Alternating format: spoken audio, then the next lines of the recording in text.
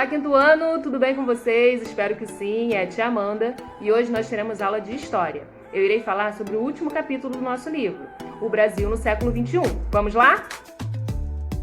O Brasil no século XXI.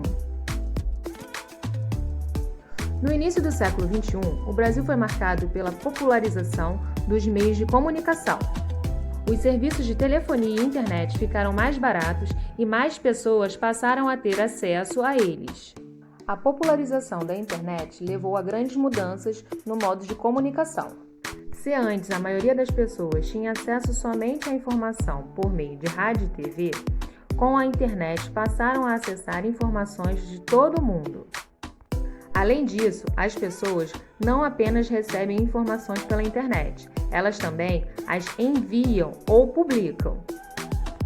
A facilidade na troca de informações fez com que houvesse, nos primeiros anos do século XXI, intensa participação política da população por meio da internet. Grande parte dessa mudança ocorreu durante o governo de Luiz Inácio Lula da Silva, o Lula. O governo Lula. Lula foi o primeiro candidato oriundo das classes populares a tornar-se presidente da República. Em 2002, foi eleito com a promessa de que seu governo seria voltado principalmente às pessoas mais pobres.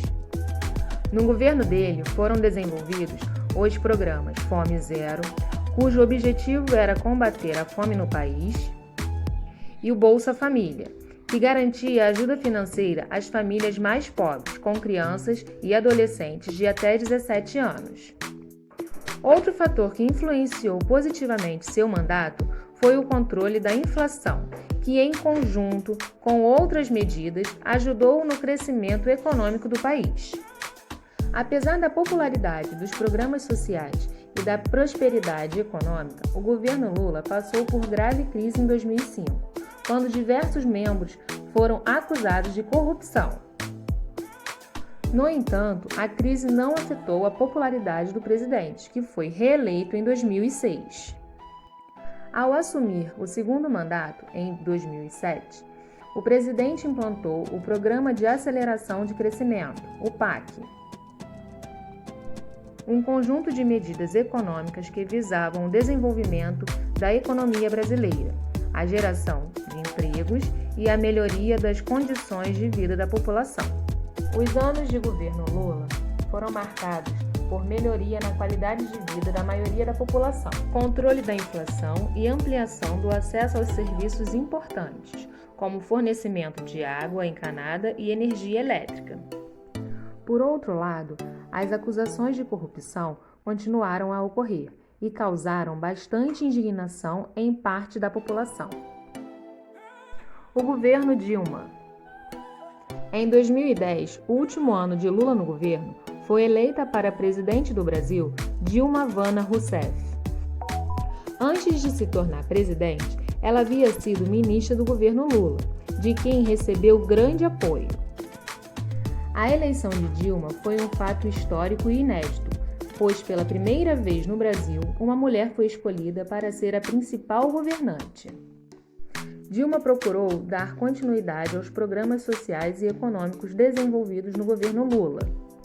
Mas a economia entrou em crise e parte da população passou a manifestar-se de forma contrária ao governo.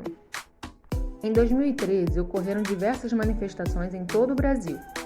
Grande parte delas contra o mau uso do dinheiro público, sobretudo por causa dos altos gastos com a construção de estádios para a Copa do Mundo de Futebol de 2014, sediada no Brasil. Além disso, foram descobertos diversos casos de corrupção envolvendo a Petrobras, a empresa pertencente ao governo. Os casos de corrupção na política abalaram gravemente a popularidade de Dilma. Ainda assim, ela foi reeleita em 2014, vencendo Aécio Neves em uma disputa muito acirrada. A vitória de Dilma não foi bem aceita por grande parte da população, que passou a realizar diversas manifestações contrárias ao seu governo. Entretanto, muitas pessoas favoráveis à presidente também se manifestaram, revelando que a população do país estava dividida politicamente. De um lado, os opositores de Dilma e de seu partido, o Partido dos Trabalhadores, o PT. Do outro, os apoiadores de Dilma e simpatizantes do PT. Grande parte dessas manifestações foram convocadas pela internet.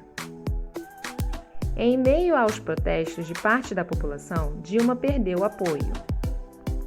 Muitos políticos que antes eram aliados da presidente passaram a criticá-la, incluindo o vice-presidente, Michel Temer, o que gerou uma grande crise política em todo o país.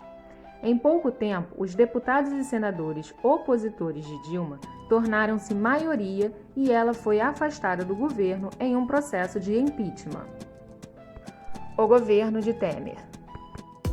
Michel Temer havia sido vice-presidente durante o primeiro mandato de Dilma. Em 2014, participou novamente das eleições e seguiu como vice-presidente, cargo que ocupou até que o processo de impeachment fosse concretizado. A ascensão de Temer à presidência do país em 2016 fez com que parte da população, insatisfeita com o governo de Dilma, se tranquilizasse, mas revoltou as pessoas contrárias ao impeachment, que o acusaram de articular um golpe, ou seja, de organizar uma manobra desonesta para ascender ao poder. A propaganda do PMDB, partido de Michel Temer, dizia que ele era o presidente certo na hora certa. Em seu governo, Temer aliou-se a antigos opositores de Dilma, como os senadores Aécio Neves e José Serra. O objetivo era conquistar apoio para a implantação de novos projetos políticos e econômicos no país. Com o apoio da maioria dos deputados e senadores, Michel Temer conseguiu implantar projetos econômicos de combate à inflação. Ainda assim, diversos casos de corrupção envolvendo políticos do seu governo continuaram a ser divulgados e a situação política do país permaneceu agitada. O Brasil e a globalização. O Brasil tem mais de 200 milhões de habitantes, distribuídos por diferentes lugares e com costumes diversos. As regiões do nosso país são muito diferentes umas das outras, mas atualmente essas diferenças são bem menores do que no passado. Com o desenvolvimento da tecnologia, as comunicações e os transportes ficaram cada vez mais rápidos. Assim, o contato entre as pessoas de diferentes regiões tornou-se muito mais frequente, o que facilitou a troca de informações e ideias entre elas. Da mesma forma que as regiões do Brasil estão mais ligadas entre si, diversos lugares do mundo também estão em contato. Esse processo de integração mundial é chamado de globalização.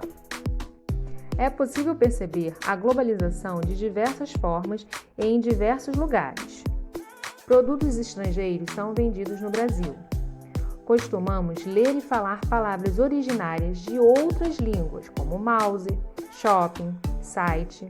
Nos alimentamos em restaurantes de comidas típicas de outros países, entre outras coisas. No Brasil, os efeitos da globalização puderam ser mais bem percebidos no início do século XXI, período em que o uso da internet pela população foi ampliado. As pessoas podem acompanhar notícias do Brasil e do mundo pela internet, brincar com inúmeros jogos, comprar produtos diretamente de outros países e conversar com pessoas de todos os lugares. Agora vocês farão os exercícios da página 104, 107, 110 e 112. Qualquer dúvida, estou lá no Classroom, no WhatsApp ou no Zoom. Beijo, turma! Até a próxima aula! Tchau, tchau!